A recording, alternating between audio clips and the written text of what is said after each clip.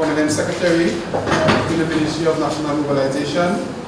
Mrs. Lafleur Kwame-Harry, Coordinator of Gender Affairs. Mr. Glenn Murray, Senior Advisor, J-Flag. Mr. Marlon Young, Lead Program Coordinator of the Planned Parenthood Association and Planned Parenthood. Especially invited guests, a pleasant good morning and welcome to our sexual orientation and gender identity training of trainers, which takes place today and tomorrow, right here at the Girls Guidance Headquarters. Thank you, Mr. Clark, Chairperson. Pleasant good morning, one and all. I hope today can be a cool day. And I officially welcome you to today's activity that is undertaken by the Gender Affairs Division, which is within the Ministry of National Mobilization, Social Development, the Family, Gender, Persons with Disabilities, and Youth Affairs. I have to ensure I say everything in case it's not here. Today's commencement of the two-day Training of Trainers workshop on sexual orientation and gender identity is the first for the division and forms part of our mandate in promoting gender equality and in providing access to opportunities that would improve the social, cultural, and economic well-being of men, women, boys, and girls here in St. Vincent and the Grenadines. This training session is intended to build the capacity of service providers who are present here today. We have representatives from NEMO, we have social workers, health providers, we should be having some law enforcement. And we see it as an importance of respecting the human rights and dignity of all persons, and more specifically providing non-discriminatory services to the LGBTI population that exists here in St. Vincent and the Grenadines. On behalf of the division and the ministry by extension, I must express our sincerest thanks and gratitude to the Human Dignity Trust, HDT, for providing the technical and financial support towards this venture, and to Glenn, Roy, and Marlon for facilitating this important and timely session over the 2 days period. I trust that your presence here this morning is an indication that you are eager to learn, and it is hoped that the sessions would be engaging and meaningful, and which would broaden your understanding of the concept of human rights. I won't stay any longer because we're running short on time, so thank you very much. And I hope you have a successful day.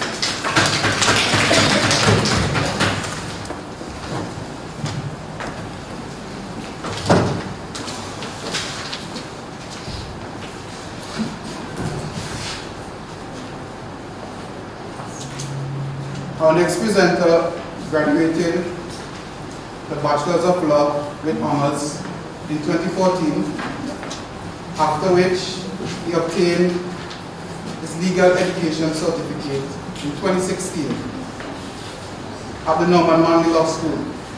After this, he further went on and pursued a Master's of Laws in Law Development and Globalization. He is presently the Senior Advisor of J-Flag. Ladies and gentlemen, please give a warm welcome to Mr. Glenn Murray.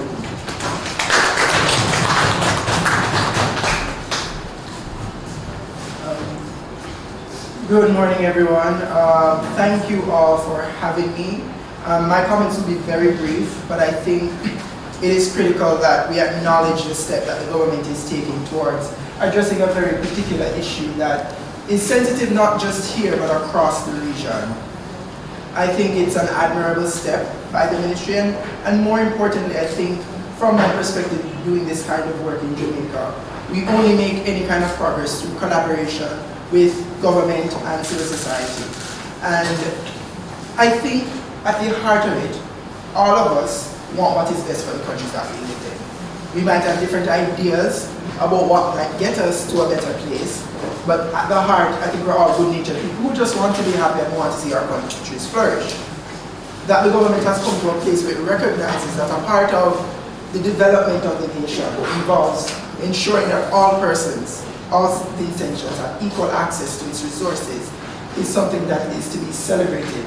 And I hope that throughout these 2 days, we leave in a better space, more sensitized, more aware, and more willing, that's on too soft, more willing to have honest conversation about this issue. It does not stop here. This is the first step, and we'll have to have more and more difficult moments, more and more uncomfortable situations until we get to a point where, regardless of sexual orientation, gender identity, health status, marital status, whether or not you have a disability, your age or your gender, we can have equal access to resources. So thank you for having me, and thank you for having us.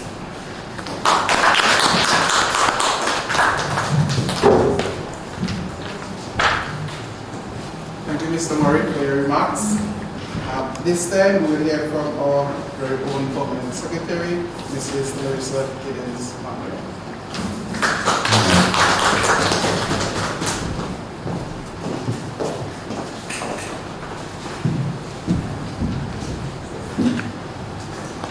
Ladies and gentlemen, all, good morning. Good morning, please. Good morning. Yes. Much better. Half of you not walking around with half the thing I walking around with, and you murmuring. Anyways, today's training of trainers workshop accentuates and complements a plethora of and multidimensional approach that government has taken under the Ministry of National Mobilization, Social Development, the Family, Gender, Persons with Disabilities, and Youth.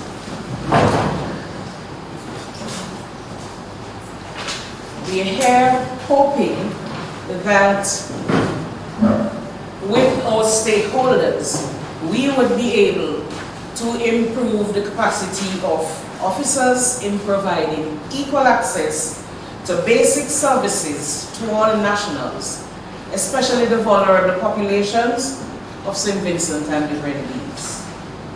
Just to give you a background as to where we are, as to why we are here today. In 1948, the Universal Declaration of Rights was adopted by the United Nations General Assembly that established a set of fundamental human rights to be universally protected. It is also recognized the inherent dignity and the equal and inalienable rights of all as a foundation of freedom, justice, and peace in the world.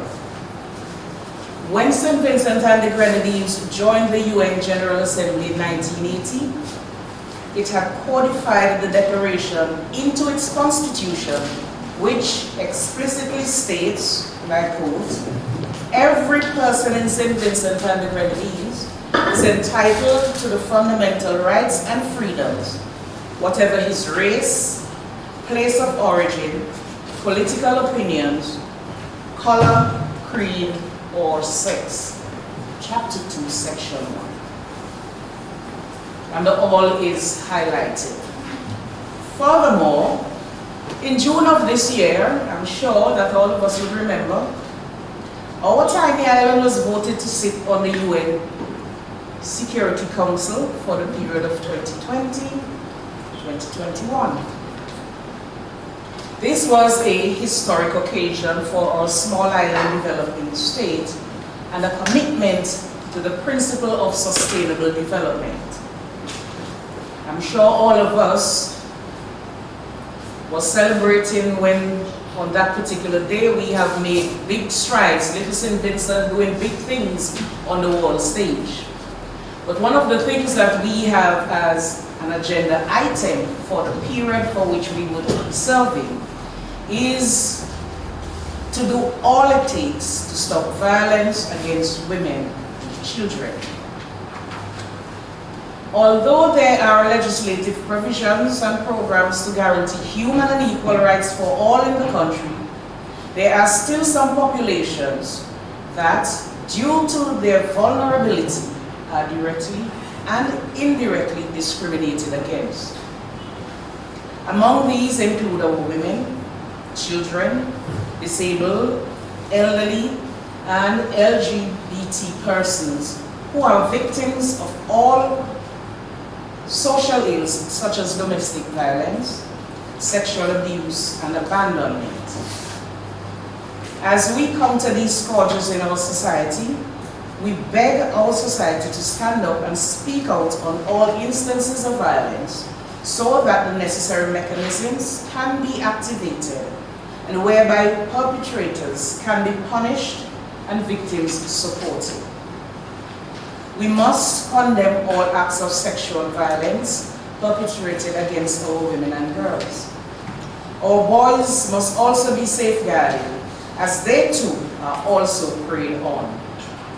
There was a time when in society we would say the girls would be this and the boys would be safe. But we know now that that is not really true. Everybody seems to be equal game for these ruthless predators we have among us. In the same vein though, we are also deeply concerned with and condemn any violence against persons based on their segmentation and gender identity.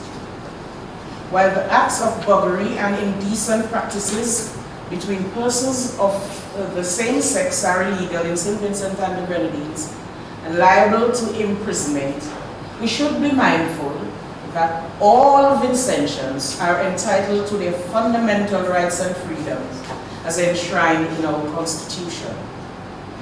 We are profoundly saddened by these indiscriminate attitudes and actions that disrupt our peaceful society and restrict the quality of life for all involved and affected.